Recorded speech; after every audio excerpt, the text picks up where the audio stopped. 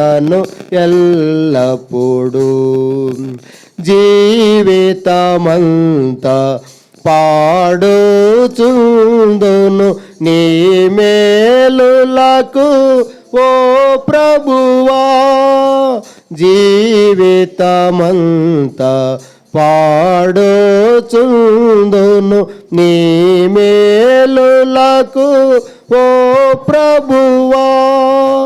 నాయుష్కాలమంతయును నాయుష్కాలమంతయును నీ విశ్వాస్యత కొరకెప్పుడు నిరతము నిన్ను స్తోత్రింతు. సన్నోతించెదను ఎల్లప్పుడూ. సన్నోతించెదను ఎల్లప్పుడూ. నిత్యము ఆయన కీర్తిన నోట నుండు. నిత్యము ఆయన కీర్తిన నోట నుండు. సన్నోతించెదను ఎల్లప్పుడూ. సన్నోతించెదను ఎల్లప్పుడూ. కాబట్టి ప్రియులారా, దినవృత్తాంతం 3వ గ్రంథము 16వ అధ్యాయం ఎన్నో వచనమండి? 23వ వచనం మనం చూసుకున్న ప్రకారంగా, సర్వ భూలోక జనులారా యెహోవాను ఏం చేయడు చెప్పండి? సన్నుతి. ఎందుకంటే ఆయన మనకి ఎన్ని మేలులు చేశాడు. దేవుడు మనకి ఇటు కూర్చోండి. దేవుడు మనకి ఎన్ని ఉపకారాలు చేశాడు. అందుకనే దేవుణ్ణి సన్నుతించాలి. అంటే సన్నుతించడం, స్తుతించాలి, ఘనపరచాలి, మహింపరచాలి. దేవుణ్ణి మనం ఎందుకని మహింపరచాలి? ఏదైనా మేలు పొందితేనే కదండి. ఏమ్మా, థ్యాంక్స్ ఎవరు చెప్తాం? ఎవరైనా మనకి ఏదైనా మేలు చేస్తే వాళ్ళకి థ్యాంక్స్ చెప్తాం. అలాగే సర్వభూజనులందరూ కూడా యెహోవాను సన్నుతించాలంట, కృతజ్ఞతలు చెల్లించాలంట. ఎందుకంటే ఆయన మనకి ఎన్నో మేలు చేశాడు. మనకు తెలుసు కదా, సమూయేలు మొదటి గ్రంథంలో, సమూయేలు మొదటి గ్రంథము 12వ అధ్యాయము 24వ వచనం. మొదటి సమూయేలు గ్రంథము 12వ అధ్యాయం 24వ వచనం. ఆయన మీ కొరకు ఎన్ని గొప్ప కార్యములు చేసినో అది మీరు తలంచుకుని, అంటే గుర్తుంచుకుని, మీరు యెహోవా యందు భయభక్తులు కలిగి నిష్కపటులై పూర్ణ హృదయముతో ఆయనను సేవించుట ఆవశ్యకము. దేవుడు మనకు, మన కుటుంబాలకి, మన బిడ్డలకి ఎన్నో మేళ్ళు ఉపకారాలు చేసిన దాన్ని బట్టి దేవుడికి మనం హృదయపూర్వకంగా కృతజ్ఞతలు చెల్లించాలి, ఆయన్ని సన్నుతించాలని ఈ వాక్యం మనకు తెలియజేస్తూ ఉంది. 23వ వచనంలో, దినవృత్తాంతం 3వ గ్రంథము 16:23లో, అనుదినము ఆయన రక్షణను ప్రకటించుడి. అనుదినం ఏం చేయాలి చెప్పండి? దేవుడు నిజమైన రక్షకుడు. ఆయన మనందరినీ రక్షించడానికి వచ్చాడు. యేసు అంటే అర్థం ఏంటి చెప్పండి? యేసు అంటే అర్థం ఏంటి చెప్పండి? అంటే రక్షకుడు. ఆయన రక్షించేవాడు. ఎందులో రక్షిస్తాడు? నీ శాపంలో నుండి, నీ పాపంలో నుండి, నీ అప్పుల సమస్యల్లో నుండి, నీ యొక్క టెన్షన్ ఆందోళనలో నుండి, నీ అనారోగ్యంలో నుండి, నీ ప్రతికూలతలో నుండి, నీ లోటుపాట్లలో నుండి, నీ సంకటాల్లో నుండి కూడాను దేవుడు నిన్ను విడిపించేటటువంటి దేవుడిగా ఉంటాడు. చూడండి ప్రియులారా, మన కీర్తన గ్రంథంలో 31వ కీర్తనలో చూసినట్లయితే, కీర్తన 31. మనోళ్ళు ఒక్కళ్ళు రాసుకుని వాళ్ళు లేరండి.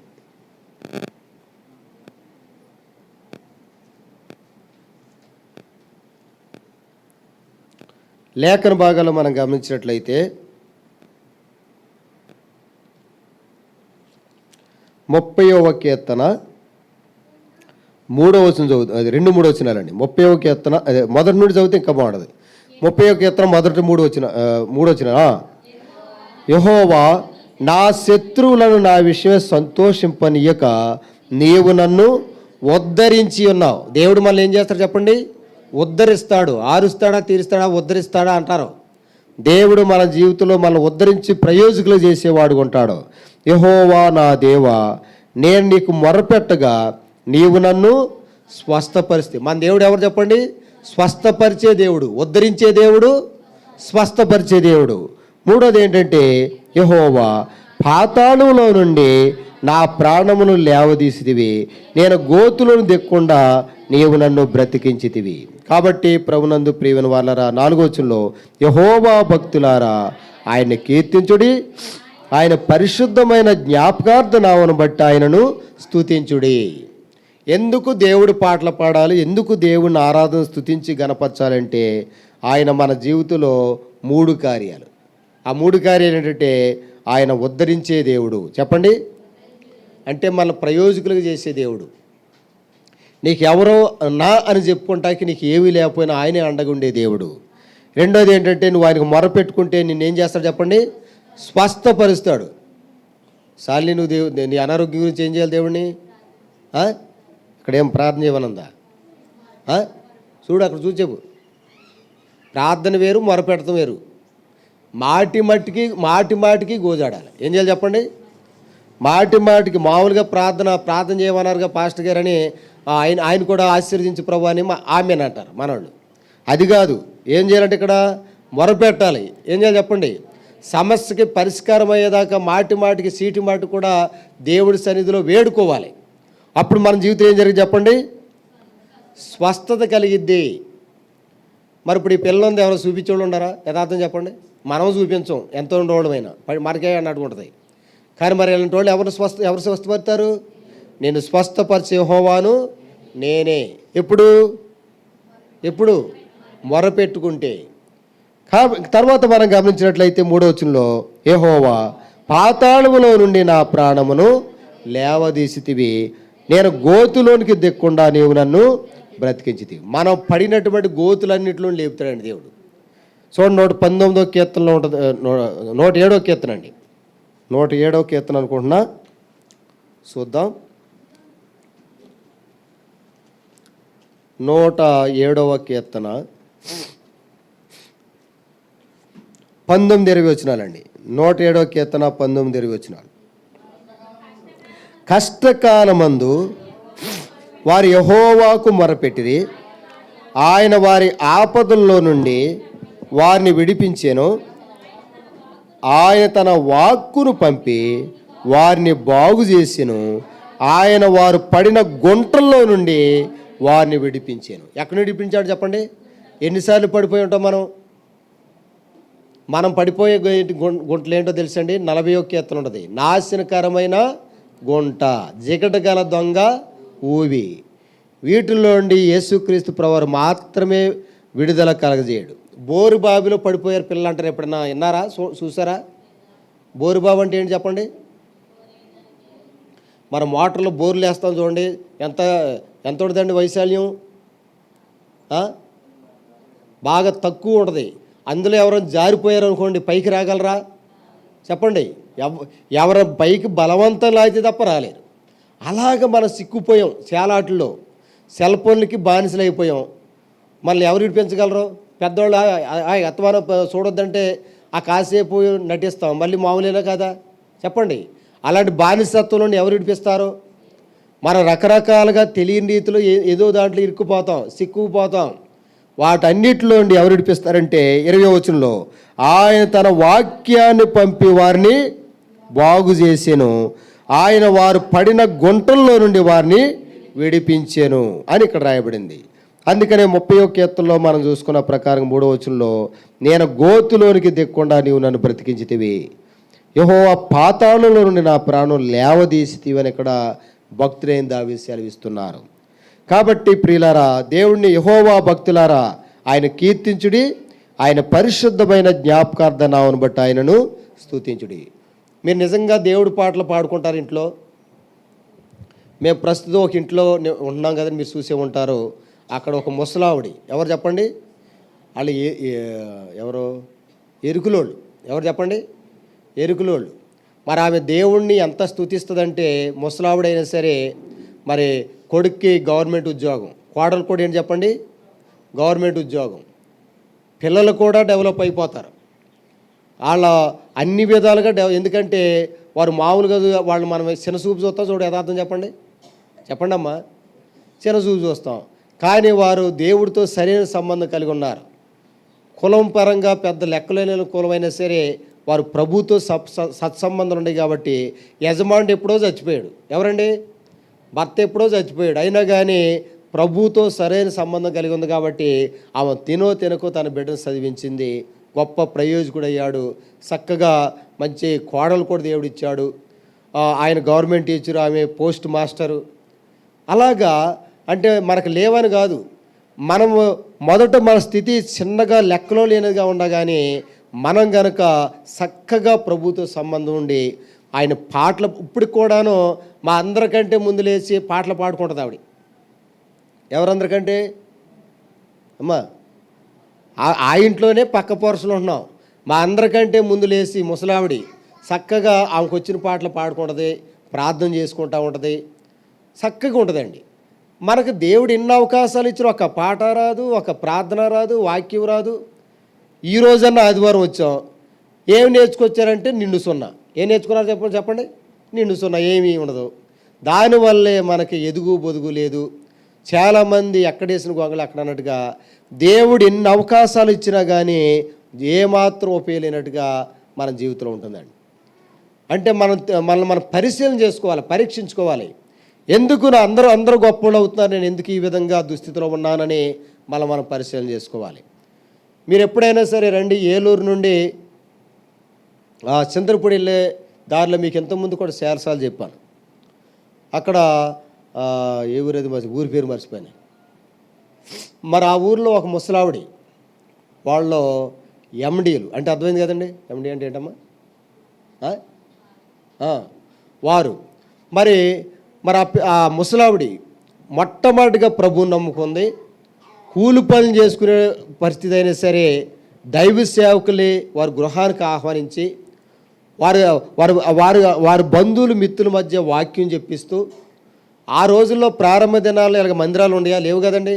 కొత్తగా నమ్ముకున్న వాళ్ళు వారు కొంత వచ్చిన వాళ్ళు కొంచెం మంచిళ్ళు ఇచ్చి, కొద్దిగా టీ ఇచ్చి, వారికున్న గెంజేదో పోసి అన్నం పెట్టి వారి చుట్టుపక్కల వారి బంధువులు మిత్రుల మధ్య కొంత వాక్యం ప్రకటింపజేసి అలా చేయడం వల్ల ఏం జరిగిందంటే వారు ముగ్గురు కుమారులు, ఎంతమంది చెప్పండి?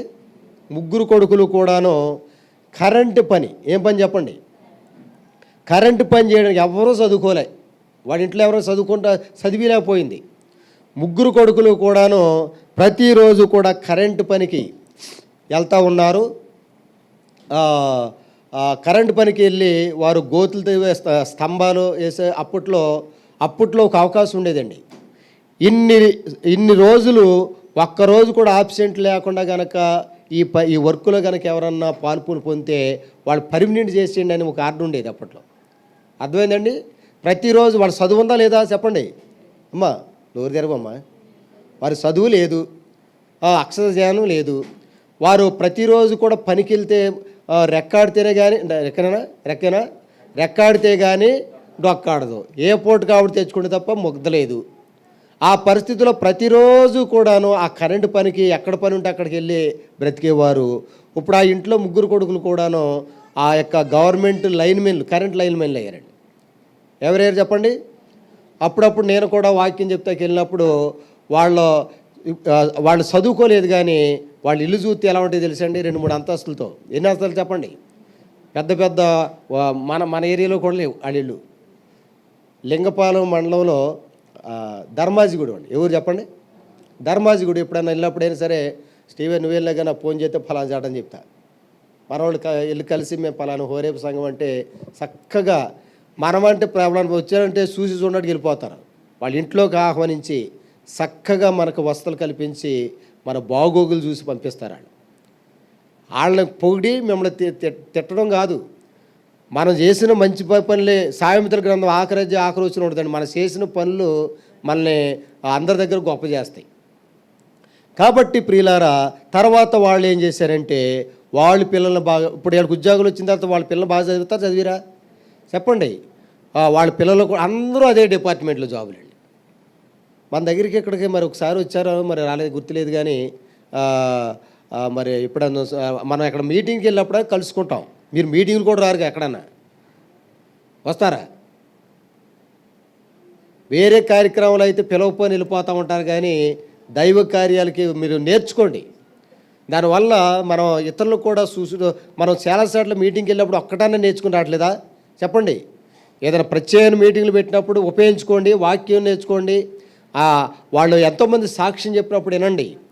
మరి ఇప్పుడు వాళ్ళు ఎంతో ఉన్నతంగా వాళ్ళే అంతకుముందు ఎవరు పెడితే బాగుండు అనుకునే వాళ్ళు ఇప్పుడు ఒక స్థలం కొన్నారు, మందిరం కట్టించారు, అగాపే ప్రార్థన మందిరం. అనేకులు వీళ్ళు పోయినా కానీ ఆ మందిరం వల్ల అనేకులకి అది దీవెనకరంగా ఉంటుంది. కాబట్టి ఎందుకు ఈ మాటలు చెప్తున్నానంటే మనము మిగిలిన జీవితం అన్న సద్వినియోగం చేసుకుందాం. పిల్లలు ఏంటమ్మా వీళ్ళిద్దరేంటి కూర్చోబెట్టు, లైవ్ వెళ్తుందని చెప్పాక మీకు చాలాసార్లు. కాబట్టి మనలో ప్రతి ఒక్కరు కూడా గమనించాల్సిన విషయం ఏంటంటే ఒక ముసలావిడి ద్వారా, ఎవరి ద్వారా స్టార్ట్ అయింది చెప్పండి ఇది. ఇప్పుడైతే ఇంట్లో ఎవరు చూసినా గొప్పలాగా పెద్ద పెద్ద గొప్ప, అంతకుముందు ప్రారంభ దినాల్లో ఒక ముసలావిడి ద్వారా ఆ కార్యం జరిగింది. మేము తెలంగాణ ప్రాంతం మరి మొన్న శుక్రవారం అందుకే ఇక్కడ రాలేకపోయాడు. శుక్రవారం తెలంగాణ ప్రాంతంలో అసూర్యాపాటు మండలంలో కొన్ని గ్రామాలు తిరిగామండి. ఆ గ్రామాలు కనీసము మందిరం లేని ఊళ్ళు కూడా ఉన్నాయి ఆ ప్రాంతంలో. ఏ ఊళ్ళు చెప్పండి? మందిరాలు కూడా లేని, సరైన దైవ సేవకులు కూడా లేరు. వాళ్ళ కొండల ప్రాంతాల్లో అడవుల మధ్యన అక్కడ 4 ఇళ్ళు అలాగా ఉండి వారి జీవనం సాగిస్తున్నారు. మరి అలాంటి వాళ్ళు రక్షించబడటానికి మనం వాళ్ళ దగ్గరికి వెళ్ళకపోయినా ఇంటికాడ ఉండైనా ఏం చేయాలంటే మనం ప్రార్థన చేయాలి వద్దా? అలాగే ఎవరన్నా దైవ కార్యాలు చేసేవాళ్ళకి సపోర్ట్గా కూడా మనం ఉండాలి. దాని ద్వారా మనం అనేకులకి దేవునికరంగా మారుతామండి. దానివల్ల మనం ఏమాత్రము నష్టపోవడం. మీరు ఎందులో పెట్టుబడి పెట్టినా కొంత లాభం కలుగుతుందా లేదా? ఏమ్మా, మన పిల్లల్ని ఎందుకు చదివిస్తాం మనం చెప్పండి? ఖర్చు పెట్టి దేని చెప్పండి? వారు ప్రయోజకులు అవుతారనే కాదా చెప్పండి? వ్యవసాయం ఎందుకు చేస్తున్నారు? స్టీవెన్ వ్యవసాయం ఎందుకు చేస్తున్నారు మీరు? పోషణ కొరకు. అలాగే మరి ప్రతి ఒక్కళ్ళు కూడా కూలి పనికి ఎందుకు రకరకాలుగా ఉంటాయి. అలాగనే దేవుడికి పెట్టిన పెట్టుబడి ముందు ఏది సరిపోదు. ఎవరు పెట్టిన పెట్టుబడి చెప్పండి? దేవుడికి మనం పెట్టే పెట్టుబడి ఏంటంటే ప్రార్థనలు. ఏంటి చెప్పండి?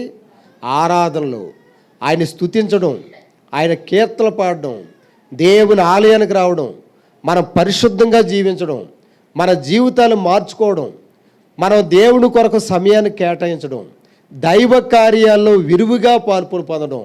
వీటి ద్వారా ఇలా చెప్పుకుంటా పోతానే ఉంటారు. దేవుడు ఆయన పనులు, ఆయన మేలు పొందే కార్యాన్ని చెప్పుతానే వెళ్తాడు. కానీ కొంతమంది ఉపయోగించుకుంటారు. ఆ మిగిలిన వాళ్ళు మామూలే, యథా రాజా తథా ప్రజ అన్నట్టుగా అలా కాలం గడిపేస్తారో వాళ్ళు ఎప్పటికాళ్ళు బతుకులు అలాగే ఉంటాయి. మీరు మన ఊరిలోనే చూసుకోండి, అందరికీ సత్యమైన వాక్యం అందించబడుతుందా లేదా? అమ్మా చెప్పండి. కానీ కొంతమంది ఉపయోగించుకుంటారు. వారు రాను క్రమక్రమాభివృద్ధి పొందుతారు. మిగిలినోళ్ళు చచ్చిపోయే వారు కూడా వాళ్ళ జీవితం అలాగే ఉంటుంది. ఇంకా దిగజారిపోయిన జీవితమే ఉంటుంది. కారణం ఏంటంటే పూర్తిగా మార్పు పొందలేదు. మీరు మన బంధువులైన చూసుకోండి, మన ఇరువురు వారే చూసుకోండి, అందరికి అదే వాక్యం, అందరికి అదే అవకాశాలు ఇచ్చినా కానీ ఆ ముసలావుడిలాగా కొంతమంది అలా సద్వినియోగం చేసుకుని నా పిల్లలకి ఇలాంటి దుస్థితి ఉండకూడదు, వారు మహా గొప్పవారుగా ఉండాలని ఆమె ఎన్నోసార్లు ప్రార్థన చేసుకుంటుంది. ఇప్పుడు వాళ్ళు కొడుకుల కంటే మనవాళ్ళు ఇంకా ఉన్నతంగా. ఒక రోజు నేను మరి ఉద్యోగస్తులు కదా, రిటైర్ అయిపోయాడు ఆయన, అందులో వాళ్ళ అబ్బాయి ఒక ఆయన. అన్న మరి సంతకం చేయండి అన్న. ఇప్పటికి కూడా సంతకం రాదు, ఏలు ముద్ర అంటున్నాడండి. జీతం ఎంత అనుకున్నారు? పెన్షను 80,000. పెన్షన్ అని చెప్పండి, 80,000 ఎలా వచ్చింది? ఆయన ఏంటన్నా మరి ఏంటి మేమంటే మాదేమన్నారు మా అమ్మ అంటున్నాడు. ఎవరు చెప్పండి? తల్లిదండ్రులు మనకు చేసిన మేలు గుర్తించుకునే వాళ్ళు కూడా లేరు ఈ దినాల్లో. పెద్ద సంపాదించారు అన్నట్టుగా తీసేస్తుంటారు. వారికి ఉన్నంతలోనే వారు సంపాదించిన దాన్ని డెవలప్ చేసుకోవాల్సిన బాధ్యత ఎవరు చెప్పండి? ఇంక్రీజ్ చేసుకోవాల్సిన బాధ్యత ఎవరు చెప్పండి? మనదే. కాబట్టి ఈ విషయాలు అందరూ కూడా గమనించాలి. మరలా రండి, దినవృత్తాంతముల గ్రంథము 16వ అధ్యాయము 24వ వచనం. అన్యజనులలో ఆయన మహిమను ప్రచురించుడి, ఆ సమస్త జనములలో ఆయన ఆశ్చర్యకార్యములను ప్రచురించుడి. అన్యజనులు అంటే ఎవరంటే దేవుడిని ఎరగని వాళ్ళు. మీరు దేవుడిని ఎరిగిన వాళ్ళేనా లేదా? ఏమ్మా, దేవుడు తెలుసా మీకు? మీ పాస్టర్ గారు మీకు తెలుసు అంటే ఏమంటారు? ఏమోనండి, సరిగ్గా చూడలేదని అంటారా? అంతకంటే ఎక్కువగా మీ పిల్లలు మీకు తెలుసా, నీ భార్య నీకు తెలుసా, నీ భర్త నీకు తెలుసా, నీ కుటుంబ సభ్యుని తెలుసా అంటే తెలుసా తెలీదా చెప్పండి. మనకి గుడ్డోళ్ళు కూడా స్వరాన్ని గుర్తుపెట్టేస్తారు. ఏంటి చెప్పండి, మనవాళ్ళ కాదని. సంటి బిడ్డలైనా సరే తమ తల్లి ఎవరో బయట వాళ్ళు ఎవరో గుర్తుపెట్టేస్తారు. కానీ మనం ఇంతకాలం దేవుడి దగ్గరికి వస్తే ఆయన ఎవరో తెలియదు. ఏలీ కుమారులు ఎవరు చెప్పండి? ఏలీ కుమారులు యెహోవాని ఎరుగని వారే మిక్కిలి దుర్మార్గులై ఉండిరని రాయబడింది. మీరు నిజంగా దేవుడు తెలకపోతే మీరు ఇప్పటికీ దుర్మార్గులుగానే ఉంటారు, పైకి కనబడరు. కానీ దేవుని ఎరిగినట్లయితే ఆయన భయం ఉంటుంది కాబట్టి మనం మార్పు చెందుతాం. మన జీవితంలో చీకటి రహస్య కార్యాలు ఉండవు. మనం నటనాపరులుగా ఉండకూడదండి. నటించే జీవితం ఎప్పుడో వదిలేయాలి. వదిలేయవద్దా చెప్పండి? నటించే జీవితం మనకు గతింపజేసేస్తుంది. మనం యథార్థమైన జీవితంలో రావాలి, అప్పుడు కలకాలం నిలుస్తుంటామండి. కాబట్టి ప్రియులారా, అక్కడ వాక్యం ఏం చెప్తుందంటే అన్యజనులలో ఆయన మహిమను ప్రచురించుడి. మలాకీ గ్రంథంలో రండి ఒకసారి. మలాకీ గ్రంథము, మలాకీ గ్రంథం ఎక్కడ ఉంటుందండి?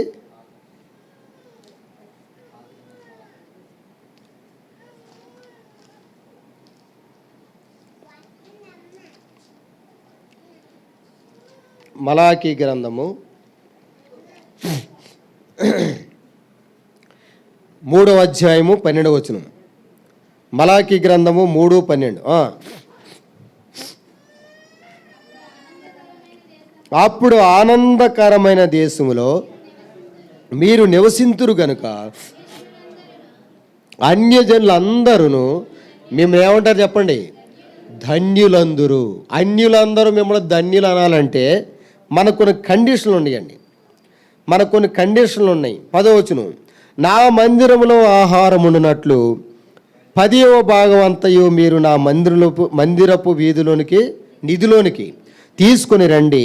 దీని చేసి మీరు నన్ను శోధించిన ఎడల నేను ఆకాశపు వాకిండ్లను విప్పి పట్టజాలనంత విస్తారముగా దీవెనలు కుమ్మరించేదనని సైన్యములకు అధిపతి యెహోవా సెలవిచ్చుచున్నాడు. మీ పంటను తినివేయు పురుగులను నేను గద్దించేదను, అవి మీ భూమి పంటను నాశనం చేయవు. మీ ద్రాక్ష చెట్లు అకాల ఫలములను రాల్చకుండునని సైన్యములకు అధిపతి యెహోవా సెలవిచ్చున్నాడు. మనం దేవుని మందిరం ఎడల, దేవుని బిడ్డల ఎడల ఏమి చేయాలో అది చేస్తే దేవుడు తన వాక్యంలో ఇప్పుతాడండి. ఆయన మూటలు అప్పుడు మన కోసం ఇప్పుతాడు. దేవుడి దగ్గర గొప్ప ధననిధి ఉంది, దేవుడి దగ్గర రహస్యమైనటువంటి నిధి ఉంది.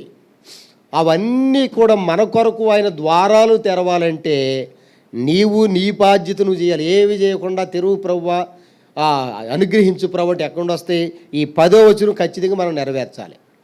నువ్వు ఆయన చెందాల్సిన సమయం కూడా దొంగిలించి ఆదివారం మనకు ఓరే మందిరంలో అందరికీ చెప్తున్నా, ఆదివారం నీకు ఎంత లాభదాయకమైనా సరే ఏం చేయాలి చెప్పండి? వదులుకోవద్దా?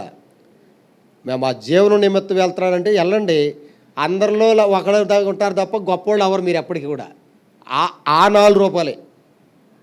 తెల్లారిపాటికి మళ్ళీ ఖాళీ కడుపే. బైబిల్లో ఉంటుందండి, సిల్లి సంచి. ఏ సంచి చెప్పండి? మీరు దేవుడి టయాన్ని దొంగిలించారంటే ఆ సమయం మీరు ఎప్పటికీ కూడా సంపాదించుకోలేరు. దేవుడి నిధిని కూడా మనం వాడుకోకూడదు. దేవుడి చెందాల్సింది కనుక మీరు ఖర్చు పెట్టుకున్నారా, మీకు రావాల్సిన ఆ పైనుండి రావాల్సిన శాశ్వతం రావాల్సిన దేవుడు మూసేస్తాడు. ఇక ఎప్పుడు మనం అన్యులుగానే ఉంటాం. ధన్యత్వం అనేది మన జీవితంలోనే ఎప్పటికీ కూడా పొందుకోలేం. కానీ దేవుడికి కోరుకున్న ప్రకారంగా మనం జీవిస్తే అప్పుడు 11వ వచనంలో మనం ఏమేమి నష్టపోయామో, ఏవేవి పారవేసుకున్నామో, ఏవేవైతే మనము జార విడుచుకున్నామో, ఏ మేళ్ళైతే కోల్పోయామో వాటన్నిటిని కూడా తిరిగి సమకూరుస్తాడు. అకాల మరణాలు ఉండవు. ఏముండవు చెప్పండి? అర్ధాంతరంగా చచ్చిపోవడాలు ఉండవు. కొంతమంది హాస్పిటల్ పాలవుతూ ఉంటారు ఎప్పటికప్పుడు. ఏమవుతారు చెప్పండి? బతిలాడి దండదన్నాలు పెట్టి అయ్యా అయ్యా అయ్యా అనుకుంటా వాళ్ళ చుట్టూ తిరుగుకుంటా మనం అన్ని పనులు మానుకుని మందిరానికి అయితే రారు. కానీ అన్ని పనులు మానుకుని ఎక్కడికి వెళ్తారు చెప్పండి? ఇంటిల్లు పాది చెప్పండి, యథార్థం చెప్పండి. ఎవరైనా ఒకటే. మా పిల్లోడు హాస్పిటల్లో ఉన్నాడు అనుకోండి, మేము అన్ని పనులు మానేసి ఏం చేయాలి చెప్పండి? అమ్మా చెప్పండి అమ్మా. ఇంట్లో ఎన్ని పనులు ఉన్నా, ఎన్ని ప్రాముఖ్యతలు పక్కన పెట్టేసి ఫంక్షన్లు ఉంటాయి, మంచి గొప్పవి ఉంటాయి, ఎల్లాసిక అవన్నీ పక్కన పెట్టి ముందు హాస్పిటల్ చూసి తిరగాలి. మళ్ళీ అక్కడ వాళ్ళు దండదానాలు పెట్టి అయ్యా బాబు అని మొత్తుకుంటా ఇంకా తగ్గించండి సార్, కొంచెం రెంట్ తగ్గించండి. రోజుకే ఎంత వేసేస్తారు చెప్పండి రూమ్ రెంట్, మీకు తెలుసు కదా. మన ఎంత ఎంత భయంకరమైనటువంటి వ్యాధి ఉంటే అంత ఎక్కువ లాగుతారు వాళ్ళు. మనకు అంత అవసరం అండి. నిన్ను స్వస్థపరిచే యెహోవాను నేనే. నీ ఆహారమును నీ పానమును దేవుడు దీవిస్తాడు. నీలో ఏ వ్యాధి లేకుండా దేవుడు కాపాడేవాడుకుంటాడు. అందుకనే ప్రియులారా, మన హాస్పిటల్ పాలు అవ్వకుండా ఉండాలంటే ప్రభువుని వెంబడించాలి. అర్థమైందండి? మీ సమయాన్ని కనుక దేవుడి సమయాన్ని దేవుడికి ఇవ్వలేదా చూసుకోండి. మనం ఎంత సమయం పాడు చేసుకోవాలో హాస్పిటల్ కూర్చోవలసి వద్ద వెళ్ళి. అంటే మిమ్మల్ని నేను భయపెడతానా? అలాంటి పరిస్థితులు తెచ్చుకోవద్దు అంటానా? చెప్పండి. వాక్యం ఎన్ని అంచులు గల కట్టుకొని చెప్పండి. అందరికీ ఇదే వాక్యం, చెప్పేవారికి వినేవారికి అందరికీ చెందిద్దండి వాక్యం. కాబట్టి ప్రియులారా, మనము ఎంతో సమయం ఎంతో జీవితం కోల్పోవలసి వద్ది. ఇక్కడ 12వ వచనం ఏం రాయబడిందండి? ఆనందకరమైన దేశం అంట. ఏం చెబుతుంది చెప్పండి? ఆనందకరమైన జీవితము, ఆనందకరమైన కుటుంబంలో మన కుటుంబాన్ని చూసినప్పుడు కూడా మనకు ఆనందం కలుగుతూ ఉండాలి. మన కుటుంబం వైపు మనం చూస్తున్నప్పుడు బాధ కలిగే విధంగా, ఇబ్బందికరంగా, లేదా సిగ్గుపడే విధంగా ఉంటుందంటే అది దేవుడు తప్ప మన తప్ప చెప్పండి. మీ కుటుంబ ప్రార్థనలు చేసుకోండి, మీ కుటుంబం కట్టబడిపోతే మరి నన్ను అడగండి. వ్యక్తిగతంగా మీరు పరిశుద్ధంగా ఉండండి. మీకు ఏ మేలు చేయకుండా దేవుడు ఏదైనా ఆపేస్తే అప్పుడు నన్ను అడగండి. మన వ్యక్తిగతంగా ఉన్న మన యోగ్య ప్రవర్తన బట్టి మన మంచి ఆరోగ్యం వద్దండి. కాలేబు గారు ఏమన్నాడండి? 40 సంవత్సరాలు ఎంత బలం ఉందో 85 సంవత్సరాలు కూడా అంతే బలం ఉంది, ఆ బలం తగ్గలేదు అంటున్నాడు. కారణం ఏంటంటే మనలో ఉన్న తప్పుడు ప్రవర్తనే మనకి జబ్బులు కలగజేద్దండి. గుర్తుంచుకోండి. మనం పూర్తి ఆరోగ్యవంతులుగా ఉండాలంటే ఏం చేయాలమ్మా? ఏం ఆశా గారు? మన ఆరోగ్యాలు పాడవకుండా ఉండాలంటే మనం ఏం చేయాలి చెప్పండి? పరిశుద్ధంగా జీవించాలని చెప్పండి. ఎలా ఉండాలి? భర్తలు మోసాలు చేయకూడదు, లేదంటే కుటుంబ సభ్యులకి తెలియని రీతిలో మరి కొన్ని అవి ఏవీ చేయకూడదు. మనం ఎప్పుడూ కూడా పవిత్రతను కాపాడుకోవాలి, ప్రవర్తన క్యారెక్టర్ని కాపాడుకోవాలి. ఏం కాపాడుకోవాలి చెప్పండి? మన జీవితంలో ఎప్పుడూ కూడా అవమానకరమైన జీవితం జీవించుకో. ఎక్కడెళ్ళా కానీ యోగ్యులుగా ఉండాలి, పరిశుద్ధతను కాపాడుకోవాలి. పొలాల్లో ఉన్నావా, లేకపోతే ఉద్యోగ స్థలాలు ఉన్నావా, వేరే గ్రామంలో ఎక్కడున్నా కానీ మన పవిత్రతను మనం ఎప్పుడు కూడా ఏం చేయాలి చెప్పండి? చెప్పండి అమ్మా. దానియేలు గారు, షడ్రక్, మేషక్, అబేద్నెగో వాళ్ళు, ఆ 4 పిల్లలు, వారు ఎవరు చెప్పండి? 4 పిల్లలు పరిశుద్ధంగా జీవించారు కాబట్టి 10 అంతలు శ్రేష్ఠులంట. అక్కడ ఉన్నటువంటి మిగిలిన పిల్లలందరికంటే కూడా ఈ పిల్లలు 10 అంతలు, మన పిల్లలు గొప్పోళ్ళు అయిపోవాలని మనకే ఉంటుంది. మామూలు గొప్పోడు 10 అంతలు గొప్పోళ్ళుగా చేస్తాడు దేవుడు. కానీ ఏం చేయాలంటే వాళ్ళు పవిత్రంగా మనల్ని వాళ్ళు పెంచాలి. ఎక్కడున్నా కానీ హన్నా గారు ఎలా పెంచి తీసుకొచ్చింది మందిరానికి చెప్పండి అమ్మా? మళ్ళీ ఇంటికి వాళ్ళ ఇంటికి మరి ఆ ఫస్ట్ పెంచిన పెంపకమే ఆయన్ని ఎన్నెంతలు గొప్ప చేసింది. అలాగనే దేవుని బిడ్డల దైవజనుల నడిపింపు క్రింద తీసుకురావాలి మీ పిల్లల్ని. ఆడేంటి మా పిల్లల్ని కంట్రోల్ చేయడం ఏంటి అని అనుకున్నారా? అసలు నాశనానికి మీరే కారకులు అవుతారు. స్కూల్లో టీచర్లు ఏమన్నా గద్దించినా కానీ ఆ పిల్లల జోలి ఎందుకు వెళ్ళి అని అనొచ్చండి మనం? చెప్పండి. వాళ్ళు మన పిల్లలు పంపించిందే వాళ్ళు సమాజ ప్రయోజకులు మార్చబడటానికి. వాళ్ళకి మనం అలాగనే కొట్టేయమని చెప్పం. వాళ్ళు సరైన క్రమంలో పెట్టడానికి మనకంటే వాళ్ళు బాగా చూసుకుంటారు కాబట్టి, వాళ్ళకి అంత క్రమంగా పెంచుతారు కాబట్టి అక్కడ అప్పగిస్తున్నాం మనం. అలాగనే ఇక్కడ మలాకీ గ్రంథము 3వ అధ్యాయం 12వ వచనంలో మన అందరూ ఎలా ఉండాలంటే ప్రభువులో ఆనందించే వ్యక్తిగా ఉండాలి మనం. నీకు దేవుళ్ళో ఆనందించడం రావట్లేదంటే అర్థం ఏంటంటే సినిమాలు ఎత్తుకుంటావు, టీవీలు ఎత్తుకుంటావు, లేకపోతే ముసలమ్మ ముచ్చట్లు వాళ్ళని ఖాళీగా ఉండాలని పోయి చేసుకుని నీ జీవితం అంతా కూడా వాళ్ళతో సొల్లు కవులు, ఆ పోసుకొలు కవులు, వాళ్ళ గురించి చెప్పుడు అలాగే కాలం గడిచిపోద్ది. రెండవది ఏంటంటే ఇక్కడ ఆనందకరమైన కుటుంబము. మన ఇంటిలో ప్రతి ఒక్కరూ కూడా కలిసి ఉండడానికి ప్రయత్నం చేయట్లే. ఎంతవరకు కూడా ఏళ్ళతో వేరేగా ఉంటే బాగుండు అనే మనసు వస్తుందనుకోండి, మనం ఎలా ఉన్నామో మనకు అర్థమైంది. మా నాన్న ఎప్పుడు వస్తాడో, లేదంటే మా అన్నయ్య ఎప్పుడు వస్తాడో, మా చెల్లెలు ఎప్పుడు వద్దో, నా భర్త ఎప్పుడు వస్తాడో, నా భార్య ఎప్పుడు అందుబాటులోకి వద్దా అన్నట్టుగా ఎదురు చూడకుండా ఇలా రాకుంటే బాగుండు అన్నట్టుగా ఉన్నాం అనుకోండి, అది ఆనందకరమైన కుటుంబం అండి, చిన్నపాటి నరకం. అదే కుటుంబం చెప్పండి, చిన్నపాటి నరకంగా ఉంటుంది. ఒకరినొకరు మోసం చేసుకోవడాలు, దెబ్బలాడుకోవడాలు, అసహించుకోవడాలు, హేళన చేసుకోవడాలు ఇవి ఎక్కువైపోతాయి. అలా ఉండకూడదు. మనది క్రీస్తు కేంద్రిత కుటుంబం. మనదే కుటుంబం చెప్పండి, చెప్పండి అమ్మా. మనం తింటా ముద్ద ఉండకపోవచ్చు, కానీ చక్కగా ఆనందకరంగా ఉండవచ్చు. మన సరైన వసతులు లేకపోవచ్చు, లేదంటే పొలాలు లేకపోవచ్చు, లేదంటే గవర్నమెంట్ ఉద్యోగాలు లేకపోవచ్చు, లేకపోతే మనకంటూ ఏ ఉన్నతమైన గొప్ప గొప్ప మేడలు లేకపోవచ్చు, కానీ ఉన్నంతలోనే సంతృప్తి కలిగి ఉండగలుగుతాము. మన కుటుంబ సభ్యుల మట్టికి ఒక చక్కని సంఘంగా ప్రభువులో ఆనందించడం మొదలు, అది ఆనందకరమైన కుటుంబం చెప్పండి. మనది ఏ కుటుంబం చెప్పండి? ఆనందకరమైన కుటుంబంగా మనమే మలుచుకోవాలి. ఎలా సాధ్యమైద్ది? ప్రార్థన చేసుకుని, మీ కుటుంబం గురించి మీరు అందరూ కలిసి ప్రార్థన చేసుకోవాలి. కుటుంబంలో ఎవరికైనా బాగోలేదనుకోండి, మిగిలిన అందరూ ఏం చేయాలి చెప్పండి, చెప్పండి, ప్రార్థన చేయాలి. ఉత్తు ప్రార్థన చేయడమే కాదు, వాళ్ళ బాగోగులు కూడా చూసుకోవాలి. అలాగనే మూడోది ఏంటంటే సంఘక్షేమం. మూడోది ఏంటంటే ఆనందకరమైన సంఘము. మనది ఏ సంఘం చెప్పండి? విషాదంగా చూస్తున్నారు ఇక్కడికి వచ్చి, మందిరంలోకి వచ్చిన వాళ్ళు అందరూ కూడా సంతోషంగా ఉండట్లే అంటే దాని బట్టి మీలో ఇంకా దేవుడికి సంబంధం లేని కార్యాలు ఉన్నాయి, అర్థమైపోతూ ఉంటుంది. దుప్పి నీటి వాగుల కొరకు ఆశపడినట్లు దేవా నీ కొరకు నేను అలాంటి ఈ మందిరాలను చూడ ఎన్నెన్నో ఉంటాయి. అలాగే ఆశ కలిగి ఉండాలి మనం. ఆఖరిది ఏంటంటే ఆనందకరమైన దేశము. మన భారతదేశం అంతా కూడా ఎలా ఉండాలి చెప్పండి? కరువుతో, కాటకాలతో, ఇబ్బందులతో ఇలా కాదండి. ఆయమన్నా సంఘస్థులుంటే దేశం కూడా సుభిక్షితంగా ఉండదండి.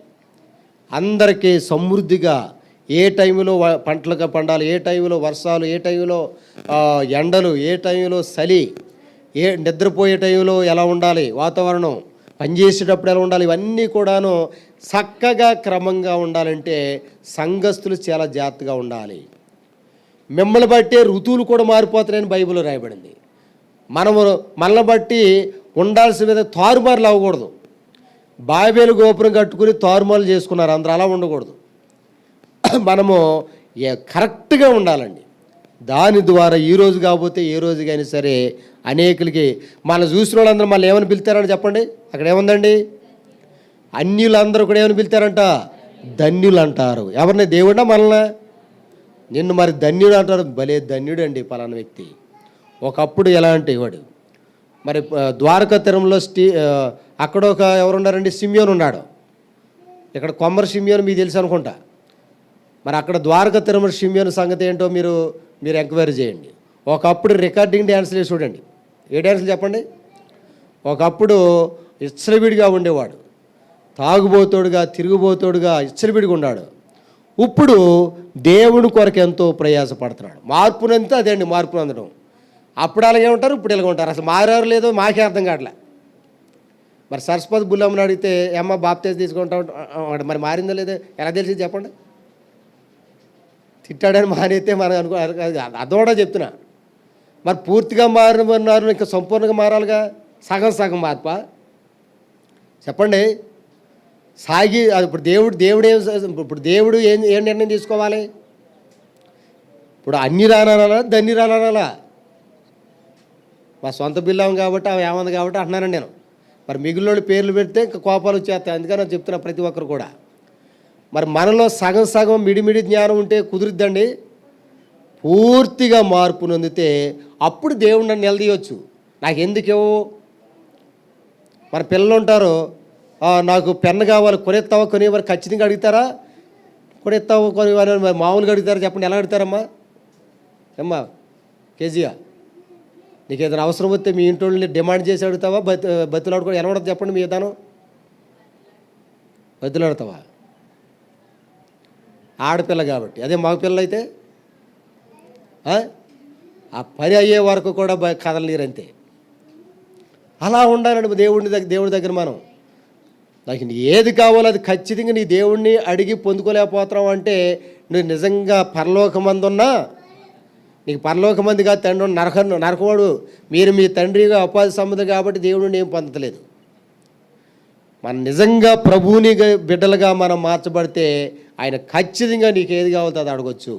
మా అనుదిన ఆహారం మాకు ఈరోజు మాకు ఏది కావాలో అది ఖచ్చితంగా ఈ ప్రభు అని అనగలగాలి. మనం ప్రార్థన అయిపోయింది, ఎవరింటికి వెళ్ళిపోతాం, రెడీగా ఉంటుంది మన కొరకు భోజనం. ఉండదా? పక్క వాళ్ళు ఎవరైనా పెడతారు మనకి, మన ఇంట్లో పెడతారు చెప్పండి? వాళ్ళ కనీస బాధ్యత అది. మన దేవుడు కూడా మనకి ఆయన ఏది అవసరమో ఏ టైంలో ఇది వాళ్ళకి ఖచ్చితంగా ఇస్తాడు. ఎందుకంటే మనం ఆయన బిడ్డలము. 95వ కీర్తన ఉంటుంది, మనం ఆయన బిడ్డలము, ఆయన ప్రజలము, ఆయన పాలించు ప్రజలు, ఆయన మేపు గొర్రెలు అని ఉంటుందండి. నేను బాగా మేపాలంటే నువ్వు ఆయన బిడ్డగా ఉండాలి. మనం ఒకప్పుడు అన్యులమే, కానీ ఇప్పుడు ఎవరని చెప్పండి? ధన్యులము. ధన్య ధన్యాయేసు నామము. చాలండి, పాట పాడితే ఇక సమయం అయిపోదు. కాబట్టి ప్రియుల, అక్కడ మనం అందరం ఒకప్పుడు అన్యులమే, ఇప్పుడు ఎవరు చెప్పండి? ధన్యులము. ఒకప్పుడు అన్యులు, ఇప్పుడు దేవుడు పెట్టినని అక్కడ తాగిపోతున్నారు, కానీ ఇప్పుడు ధన్యులుగా మార్చబడాలి. మన చూసిన వాళ్ళందరూ కూడా అబ్బో వీళ్ళు ధన్యులుగా, వీళ్ళ దేవుడు చేశాడు, వీళ్ళ పిల్లలు ఎంత గొప్పోళ్ళు అయ్యారంటే ఇది దేవుడి వల్ల సాధ్యమైంది. తల్లకిందులుగా తపస్సు చేసినా కూడా ఎలాంటి భాగ్యం దొక్కదండి. మనకిచ్చాడు ఈ అవకాశాన్ని, ఎందుకు పోగొట్టుకోవాలి? నీకు నాకు మనందరికీ కూడా అవకాశం ఇచ్చాడు. మా ఆయన మారడండి అంటారు. నువ్వు మారితేనే కదా మారాలంటే. నువ్వు హోరేబు విశ్వాసం అయితే పూర్తిగా మారాలి. మనలో చాలామంది ఇప్పుడు కూడా పూర్తిగా మారలే. పూర్తిగా మారినోళ్ళు వ్యవహారాలు వేరేగా ఉంటాయి. వాళ్ళ సమర్పణ కలిగి ఉంటారు. వాళ్ళ అంతకుముందు క్యారెక్టర్ వేరు, ఇప్పుడు క్యారెక్టర్ వేరుగా మారిపోద్ది. ఇప్పటికీ ఆ పాత వ్యక్తిగానే ఉంటే ఇంక మనకు దేవుడు ఎలా మేలు చేస్తాడు? అందుకనే ప్రియులారా, దినవృత్తాంతాల మొదటి గ్రంథము 16వ అధ్యాయంలోకి రండి. 25వ వచనం. యెహోవా మహాఘనత వహించినవాడు, ఆయన బహుగా స్తుతి నందదగినవాడు, సమస్త దేవతల కంటే ఆయన పూజ్యుడు. మనం ఎవరిని పూజించాలి చెప్పండి? దేవుణ్ణే పూజించాలి. ఆయన తప్ప మరి ఎవరినన్నా పూజించారా మన ఆశీర్వాదాలు మనం కోల్పోయేవారు ఉంటాం. యేసుక్రీస్తు ప్రభువారు మాత్రమే పూజార్హుడు. మిగిలిన వాళ్ళు ఎవరు కూడా మోసగాళ్ళు, గుర్తించాల్సిందిగా మనం చేస్తున్నాం. తర్వాత జనముల దేవతలన్నీ ఒట్టి విగ్రహములే. మీరు గమనించండి,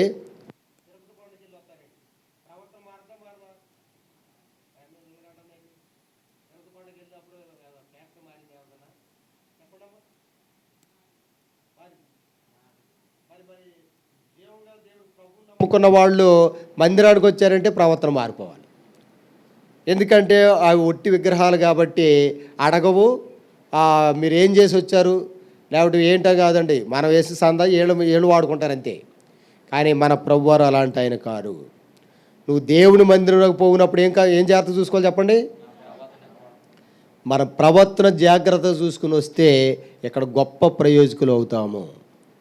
క్యారెక్టర్ గురించి లెక్కడిగి ఆయన దేవుడు అండి. అంతెందుకండి, మీ పిల్లలు మీరు చదివించారు, మీరు వేరే స్కూల్లో కనుక మార్చాలంటే ఒక ప్రత్యేక సర్టిఫికేట్ ఇస్తారు. ఏం చెప్పండి? టీసీతో పాటు ఏమిస్తారమ్మా? స్టడీతో పాటు కూడా ఇస్తారు. ఏంటి చెప్పండి? అది ఏం సర్టిఫికేట్ అంటారు?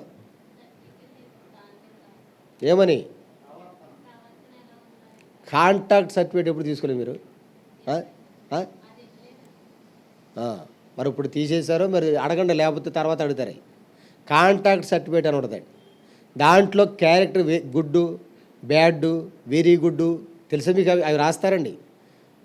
మరి టీసీ ఇచ్చి పంపించేటప్పుడు కూడాను ఏమన్నా లావాదేవీలు అంటే అక్కడ వసూలు చేస్తారో తెలుసు కదా ఆ విషయం. దాంతోపాటు మనకి ఆ క్యారెక్టర్ సర్టిఫికేట్ కూడా ఇస్తారు. అలాగనే జైలుకి వెళ్ళిన వాళ్ళు విడుదల పొందేటప్పుడు కూడా మార్పులు ఉందారో ఆ సర్టిఫికేట్ కూడా ఇస్తారు. మరి ఇప్పుడు మందిరంలోకి వచ్చిన మనకే సర్టిఫికేట్ ఇవ్వబడుతుంది? ఒకప్పుడు బ్యాడ్, కొద్దిగా పర్వాలే, good, very good, very very good, మరి ఇలా రావాలి కదా. ఆ గుడ్డు సున్నా వద్ద మనకి ఏమో చెప్పండి. అలా ఉండకూడదండి. వెరీ వెరీ వెరీ గుడ్ అన్నట్టుగా దేవుడి ద్వారా, దేవుడి నుండి, దేవుని బిడ్డల నుండి కూడా సాక్ష్యం పొందాలి.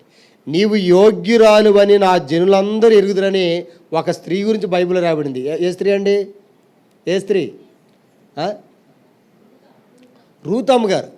నువ్వు యోగ్యురాలు అని నేనే కాదు, నా ప్రజలు కూడా ఎరుగుదురని ఉంది. ఒకప్పుడు ఎక్కడ పడితే అక్కడ తాగి పడిపోయేవాడు. ఇప్పుడు మట్టికి ఎవరైనా తాగి పడిపోయి లేవనెత్తాడు అన్నట్టుగా ఉండాలి మన జీవితం. ఒకప్పుడు ఎక్కడికి వెళ్ళినా కానీ ఆ పాప బతికే, రోత బ్రతికే. ఇప్పుడు అనేక జీవితాలు బాగు చేసేవాడు ఉన్నాడు అన్నట్టుగా మారిపోవాలి మన జీవితం. ఇది ఆనందకరమైన కుటుంబం అంటే అదండి. తర్వాత మనం గమనించినట్లయితే ప్రియులారా, 27వ వచనం చదవండి. దినవృత్తాంతం గ్రంథము 16:27 చదవండి. దేవుడి దగ్గర ఏమేమి ఉండేటండి? ఘనత, ప్రభావములు ఆయన సన్నిధి ఉన్నవి, బలమును సంతోషమును ఆయన యొద్ద ఉన్నాయి. నీకు బలం లేదా? ఎవరి దగ్గర రావాలి చెప్పండి? పూర్తి ఆరోగ్యం దేవేస్తాడు. నీకు పేరు ప్రఖ్యాతలు లేవా? ఎవరి దగ్గర రావాలి? నీకు ఎంత పేరు ప్రఖ్యాతలు రావాలో అంత కలగజేస్తాడు. ఊహించిన కార్యాలు చేస్తాడండి మనల్ని గొప్ప చేయడం ప్రారంభిస్తే దేవుడు. తర్వాత ప్రభావం, దేవుని ప్రభావం మన మీద కనుక పనిచేస్తుంది అనుకోండి, మనకి ఏ చీకటి శక్తులు మనల్ని ఏం చేయలేవు. మనకి ఏ చీడ పీడ కలగజేసిన ప్రమాదాలు ఏది మనల్ని ఏం చేయలేదు. ఎందుకంటే ఆయన నీడవలే మనల్ని విన్నంటూ ఉంటాడు. ఆయన మనకు తోడై ఉంటే మనకి ఏది మనల్ని ఎంత మాత్రం కీడు చేయదు. అంత భద్రత ఉంటుందండి మనకి. అందుకని ఇక్కడ ఘనత, రెండోది అని చెప్పండి, ప్రభావము ఆయన సన్నిధి అంటే దేవుని సన్నిధిలో ఉన్నవి మందిరంలో. బలమును, తర్వాత ఏంటి చెప్పండి, మనం ఎప్పుడు నిజమైన డూప్లికేట్ సంతోషాలేగా మనల్ని. ఎవరైనా ఏదైనా మాట అంటే పక్కోడి గురించి అంటే సంతోషం కలిగిద్ది, మన గురించి అంటే కోపం వద్దాయి. అంతే కదండి మన సంతోషాలు అలాంటి సంతోషాలు. కానీ దేవుడిచ్చే సంతోషము ఆయన సన్నిధిలో నిత్య సుఖాలు, శాశ్వతమైన సంతోషం. మీకు ఎక్కడా సంతోషం లేకపోతే ప్రభువుని వేడుకోండి. ఆయన నిజమైన సంతోషం మీ దుఃఖమును ఆయన ఆనందంగా మారుస్తాడు. మనం ఇక్కడ ఏదైనా ఆనందిద్దామన్నా ఏదో గుర్తు వస్తుంటాయి. ఏదో సమస్యలు వచ్చి మనకు అసలు సంతోషమే అంతరించిపోయింది. కన్నీరు తప్ప ఆనంద బాష్పాలు ఎప్పుడైనా వచ్చినాయి మన జీవితంలో? నిజమైన సంతోషం, ఆనందం దేవుడు కలగజేస్తాడు. కాబట్టి మీరు తప్పనిసరిగా దేవుని ఆశ్రయించండి. మీకు తప్పనిసరిగా దేవుడు నిజమైన సంతోషం కలగజేస్తాడు. తర్వాత మనం గమనించినట్టు 28వ వచనంలో, జనముల కుటుంబములారా యెహోవాను కుటుంబంతో సహా యెహోవాకు కృతజ్ఞత చెల్లించండి, మహిమా బలమును యెహోవాకు చెల్లించండి. 29వ వచనం, యెహోవా నామునకు తగిన మహిమను నేను కూద్దానికి కాద్దానికి కూడా కూడికి పెట్టుకుంటానండి. ఎందుకని? సంఘాన్ని సమకూర్చుకోవాలనా? దేవుణ్ణి గొప్ప చేయాలని. దేవుణ్ణి అది ఖర్చు అయ్యిద్ది. ఏదైనా కార్యక్రమం పెట్టాలంటే ఊరిని అయిపోతే ఖర్చు అయిద్దండి. చెప్పండి. అవి ఎవడ ఖర్చు పెడతారని మీలో చాలామంది పెట్టరు. కొడుకులు ఎంత మేళ్ళు పొందినా కానీ దేవుడికి కృతజ్ఞత చెల్లించరు. ఇతరులకు కూడాను దేవుడు మా కుటుంబంలో ఇలాంటి మేలు చేశారని ఆ కృతజ్ఞత చెల్లించరు. అందుకని డెవలప్మెంట్ అనేది ఇంకా జరగట్లేదు. ఒక ఆయన మీకు చెప్పారు, రాజమండ్రిలో ఇల్లు తగలాడిపోతే కృతజ్ఞత గుడి పెట్టాడంట. ఏమైతే ఇల్లు తగలాడిపడితే కృతజ్ఞత గుడి ఎవరైనా పెడతారా? ఒక అతను వాళ్ళ అబ్బాయి డిగ్రీలో ఫెయిల్ అయిపోయాడని కృతజ్ఞత గుడి పెట్టాడు. పాస్ అయితేనే ఫెయిల్ అయితేనా? ఆ కొడుకుకి సిగ్గేస్తుందంట. ఎవరికి? ఇది మా నాన్నకు బుద్ధి లేదు, నన్ను ఇంకా వీళ్ళందరి ముందు ఏం చెప్పాలనుకుంటున్నాడు? తండ్రి మీద కోపం వద్దా? ఏమొద్దా? ఏమని చెప్పాలి? సాక్ష్యం చెప్పమంటారు కొడుకు ముందు. నువ్వు కొడుకు ఎందుకు పెడతావు? సాక్ష్యం చెప్పమంటే కొడుకు ఎంత అవమానం చెప్పండి. మా నాన్న అందరూ, మా ఊళ్ళో అందరికీ ప్రసారం చేస్తారు, కోపం వచ్చేస్తుందంట. ఆ కూడుకు పెట్టిన తెల్లారే ఒక అనౌన్స్మెంట్ వచ్చింది, పేపర్లు వేశారు. డిగ్రీ తప్పిన వాళ్ళకి, డిగ్రీ పాస్ అయిన వాళ్ళు కాదు, డిగ్రీ తప్పిన వాళ్ళకి గవర్నమెంట్ జాబులు పలాని ఉండి చేరండి అని అప్పుడు ఆ టైంలో అవకాశం ఇచ్చారంట. పాస్ అయిన వాళ్ళకి వేరే మార్గాలు ఉంటాయి, వాళ్ళకి ఎలాగైనా వస్తాయి. వీళ్ళకి కూడా ఒక అవకాశం అని అడిగిస్తే టక్కన వెళ్ళి జాబులో జాయిన్ అయ్యాడంట. ఇప్పుడు ఆయన బోర్డు అంతా కోటీశ్వరులాగా, ఎవరో సాక్ష్యం ఇది, ఆయన పేరు మర్చిపోయి నేను. అలాగా మా క్లాస్మేట్ అండి అతను. మాకు పాస్ అయిన వాళ్ళకి మాకు ఉద్యోగం లేదు సార్, ఇప్పుడు కూడా ఎలాగే ఖాళీ తిరుగుతారు, అతను ఉద్యోగం వచ్చింది అన్నాడు. అర్థమైందా మీకు? దేవుణ్ణి స్తుతించడంలో ఎంత ఆశీర్వాదం ఉండే గుర్తించండి. తన ప్రజలైన వారికి మేలు చేయడానికి దేవుడు ఎలాగైనా చేయగలడు. చెప్పండి. తన ప్రజలైన వారికి మేలు చేయడానికి దేవుడు ఎలాగైనా చేయగలడు. కాబట్టి ప్రియులారా, మనం ఎల్లవేళ దేవుడికి ఏం చెల్లించాలి చెప్పండి? యెహోవా ఇచ్చెను దేవుని స్తుతించండి. యెహోవా తీసుకొని పోయాడు, అయినా కానీ దేవుని స్తుతించండి. అప్పుడు యోబు గారికి దేవుడు ఏం తక్కువ చేశాడు? 3 అంతలు పొందాడా? మొదట ఇచ్చిన దానికంటే మరి 2 ఇంతలు పొందాడు. అంతే తప్ప దేవుడి మీద పడి ఏడవడం, నాకు అది చేయలేదు ఇది చేయలేదని దూషించడం ఇవేమీ చేయలేదండి. కాబట్టి ప్రియులారా, ఇవి చాలా శ్రేష్టమైన మాటలు. ఉపయోగించుకున్నోడికి ఉపయోగించుకున్నంత. 29వ వచనంలో యెహోవా నామమునకు తగిన మహిమను ఆయనకి తగినంతగా గనపరచాలి మనం. ఇది చాలా ప్రాముఖ్యమైన మాట. నైవేద్యములు శాత పుచ్చుకొని, కనీసం అన్ని జనులు అయితే వాళ్ళు వెళ్తా ఖాళీ చేతితో వెళ్ళరు. మరి మన సంగతి ఏంటో పరిశీలన చేసుకోండి. నైవేద్యములు శాత పుచ్చుకొని ఆయన సన్నిధికి చేరుడి, పరిశుద్ధ అలంకారములకు ఆభరణలు ధరించుకొని ఆయన ఎదుట సాగిరిపో. పరిశుద్ధ అలంకారములు. ఈ పరిశుద్ధమైన అలంకారములను గురించి 2 మాటలు చూసుకుని మనం ముగించేసుకుంటాం. యెషయా గ్రంథము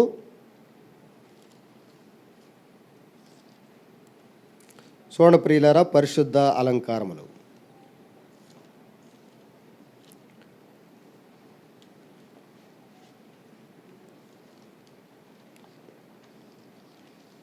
యెషయా గ్రంథంలో ఉంటుందండి ఆ మాట.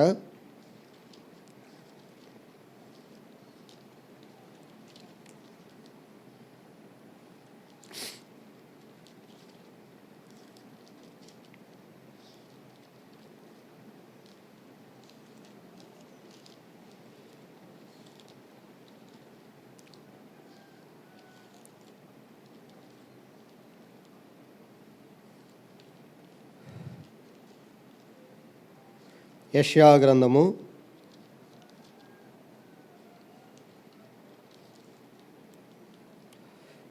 52వ అధ్యాయం. యెషయా గ్రంథము 52వ అధ్యాయం 11వ వచనం అండి. యెషయా గ్రంథం 52:11.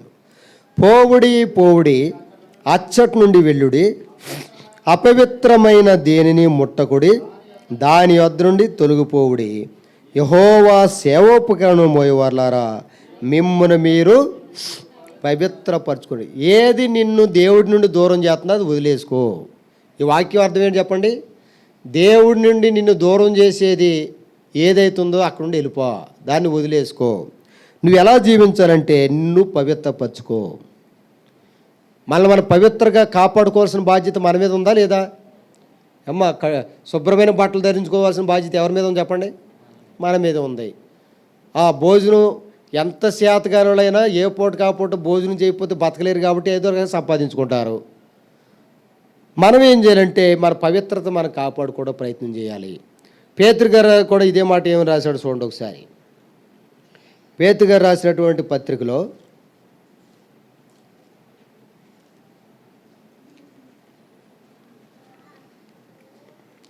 పేతురు గారు రాసిన మొదటి పత్రిక 3వ అధ్యాయము 4వ వచనం.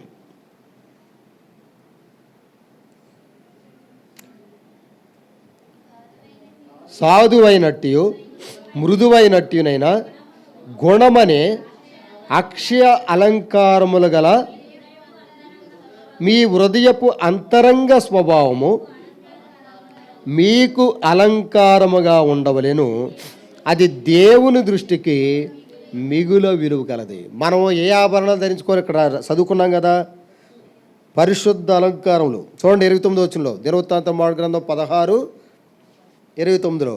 పరిశుద్ధ అలంకారములు ఆభరణం ధరించుకొని, ఆ పరిశుద్ధ అలంకారాలు ఏంటంటే ఇక్కడ 3వ అధ్యాయంలో పేతురు రాసిన మొదటి పత్రిక 3వ అధ్యాయం 4వ వచనంలో గుణం ఏంటి చెప్పండి? మన గుణమే మనకు అలంకారం. గుణం ఎలాంటిది అంటారు చాలామంది తిట్టేటప్పుడు? మనకు తెలుసు. గుణమే మన గుణంలో సుగుణమ్మ సుగుణరావు అని పేర్లు పెట్టుకుంటారు. నిజమైన దుర్గుణాలు మానేసి సుగుణం కలిగి ఉంటే అదే అంతరంగమైన అలంకారము. అది దేవుని దృష్టికి విలువైందంట. మనుషులకి లెక్కలు లేనిదైనా సరే నీకు ఏమీ లేకపోయినా కానీ గుణం మంచిదై ఉండాలి. అన్నిటికంటే దేవుడి దృష్టిలో విలువైందంటండి. అలాంటివి ధరించుకుని వచ్చి యెహోవా సన్నిధిలో కనుక సాగిలి పడితే ఇక నీ అంత గొప్పలు ఎవరు ఉండవు. అటువంటి అనుభవంతో ప్రభుని ఆరాధించి ఆయనలో పాల్పొందినట్లుగా దేవుడు మనకందరికీ సహాయం దయచేయునుగాక. దయచేసి అందరూ కూడా కళ్ళు మూసుకోండి. మోకరించగలిగిన ప్రతి ఒక్కరు మోకరించండి. మనం కొంత సమయం ఆరాధనలో ప్రవేశిస్తాం.